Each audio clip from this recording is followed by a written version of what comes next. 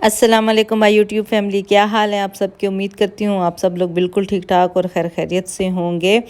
आज मैंने कहा चले मदीना शरीफ की कुछ खूबसूरत यादें और जो है वो खूबसूरत मनाजिर जो है वो आप लोगों के साथ शेयर किए जाएं। तो मस्जिद नबवी में मैं जा रही थी ईशा की नमाज़ के लिए। तो जनाब उससे पहले अगर चैनल को सब्सक्राइब नहीं किया तो सब्सक्राइब कीजिए और वीडियो को लाइक भी ज़रूर कीजिएगा। तो मैं मस्जिद नबवी में जा रही थी क्योंकि बच्चों को लेके जाना अलाउ नहीं था। तो नूर और उनके बाबा जो है वो होटल के पास गाड़ी में बैठे हुए थे क्योंकि हमने फिर कहीं और भी जाना था। तो मैंने कहा मैं ईशा की नमाज़ जो है वो मस्जिद में पढ़ के आती हूँ। इस दफ़ा जो है हमें थोड़ी सी प्रॉब्लम हुई थी क्योंकि बच्चों को ले जा नहीं सकते थे। तो कभी हसनैन साहब आते थे नमाज़ पढ़ने के लिए तो मैं बच्चों को लेके बैठती थी, जब मैं आती थी तो फिर हसनैन साहब के पास होते थे बच्चे। तो बस इस तरह से ही हमने जो है वो मैनेज कर लिया था। लेकिन माशाल्लाह से चले नूर समझदार है तो अपने बाबा के पास जो है वो बैठ जाती थी। तो आप लोग इस साइड पे देख सकते हैं कि यहाँ पे पहले कितनी रौनक होती थी और अब जो है वो थोड़ी सी कंस्ट्रक्शन भी हो रही है इस साइड पे और बच्चों को भी लेकर नहीं जाने देते। बस यहीं तक जो है वो बच्चों का जाना जो है वो अलाउ है। साइड पे आप जो शॉप्स वगैरह देख रहे थे, इससे आगे जो है जैसे ही मेन गेट जो है वो स्टार्ट होता है तो वहाँ से आगे बच्चों को नहीं जाने देते। पहले हम लोगों को फ़ायदा होता था कि हम बच्चों को चलें सहन में ही लेके बैठ जाते थे, हरम के सहन में। तो फिर जो है वो इजी हो जाता था हमारे लिए जो है वो नमाज अदा करना।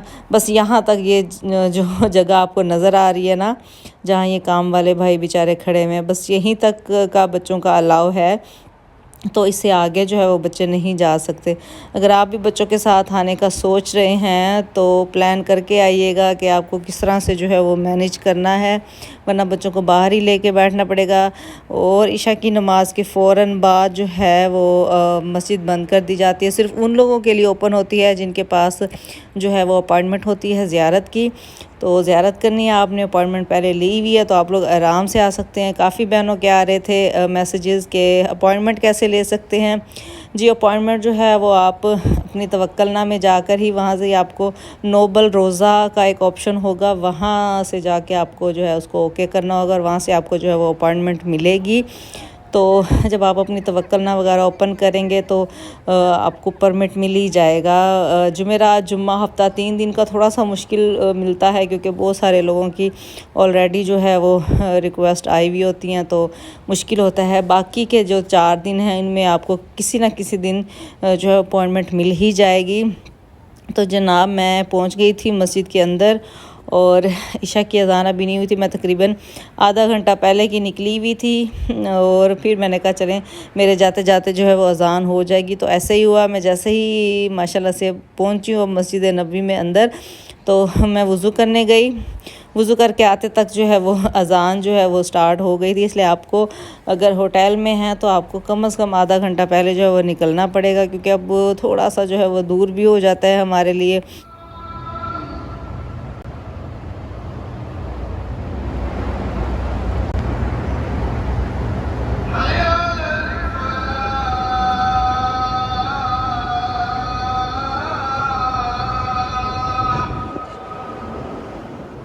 बहुत ज़्यादा ज़रूरी है। मेरे पास मास्क नहीं था, मैंने नकाब ओढ़ा हुआ था। तो क्योंकि किसी मॉल वगैरह में जाते तो नकाब ओढ़ा हो तो ज़रूरत नहीं होती मास्क की। तो मैंने कहा शायद यहाँ पे भी ऐसे ही होगा, लेकिन अगर आपके पास मास्क नहीं है तो आपको यहाँ पे बाहर सहन में बैठकर ही नमाज़ पढ़नी होगी।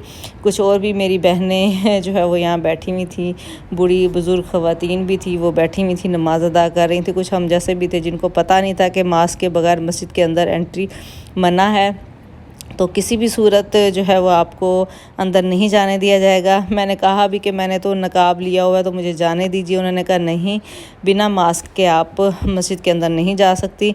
इसलिए नेक्स्ट जब भी आप आएँ तो मास्क लेके आएँ। तो अगली नमाज के लिए फिर मास्क लेके गए तो ही अंदर नमाज उन्होंने पढ़ने दी, वरना नहीं।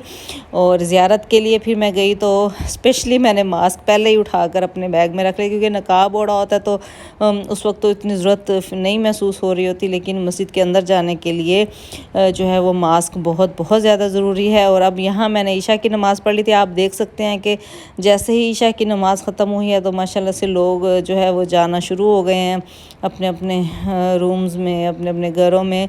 तो मैंने कहा चलें मैं आई हूँ तो सबसे पहले मैं गुंबद खज़रा की भी ज़ियारत कर लूँ। और उससे पहले मैंने कहा चलें एक खूबसूरत सा रिव्यू जो है वो मस्जिद नबवी शरीफ का जो है वो आपको भी साथ साथ करवाती जाऊँ।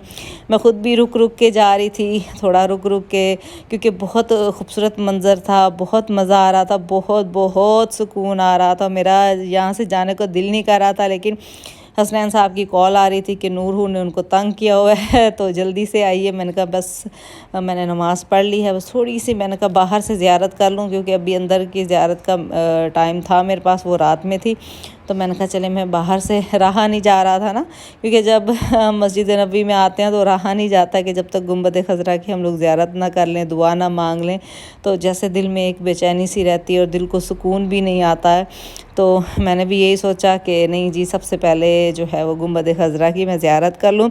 जब मैं, यकीन कीजिए, इस साइड पे आई और यहाँ पे कुछ देर मैं रुकी और दुआ मांगी, तो ही मुझे जो है वो सुकून मिला और मुझे लगा कि हाँ सच में अब मैं जो हूँ मदीना शरीफ में हूँ। जब तक हम मस्जिद नबवी में नहीं आते तो ऐसे ही लगता है कि जैसे हम लोग मदीना में आए ही नहीं।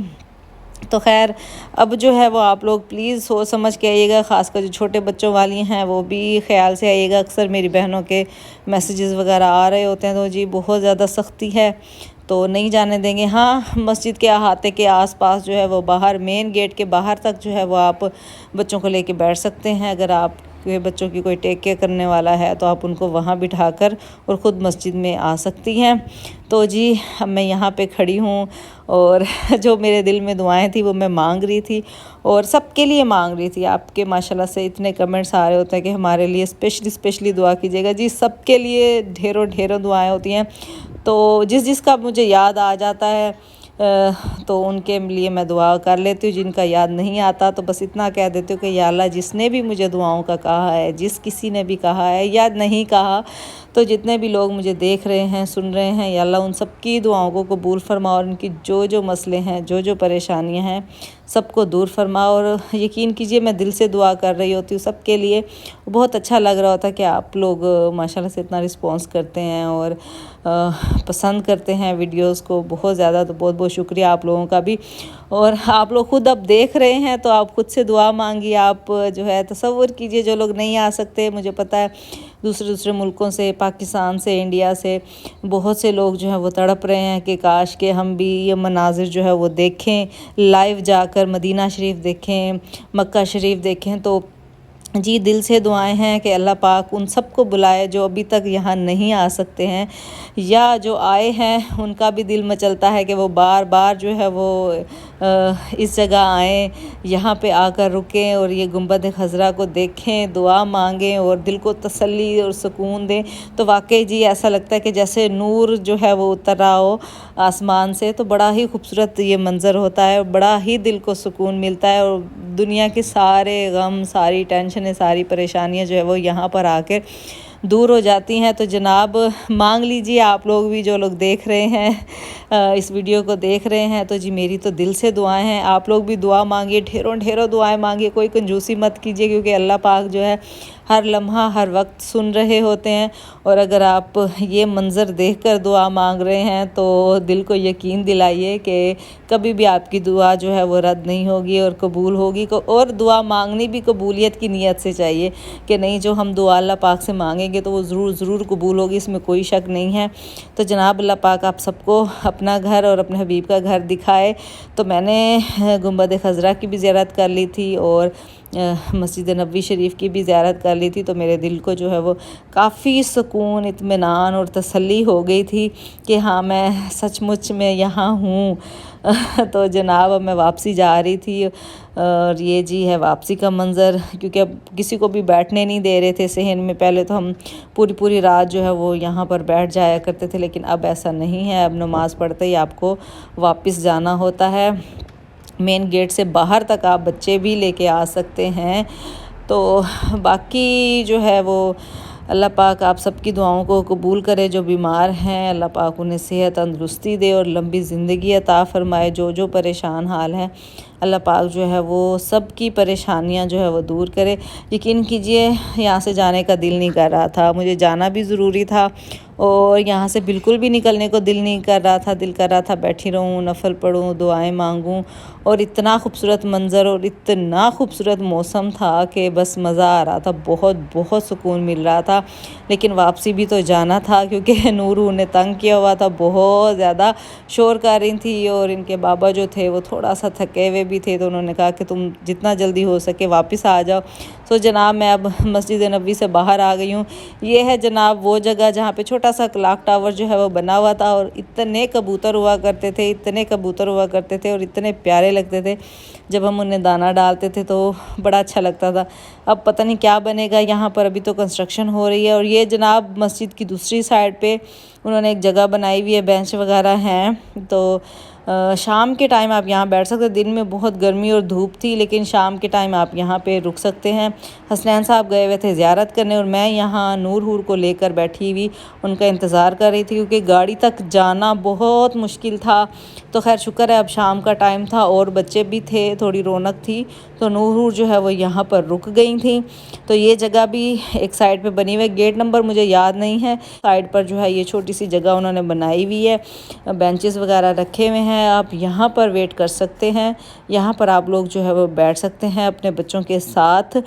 तो मैं भी इसीलिए यहाँ पर बैठी थी और फिर हमने थोड़ी देर बाद जो है वो यहाँ से होटल के लिए निकलना था। जी मुझे रखिएगा दुआओं में याद। अल्लाह हाफिज़।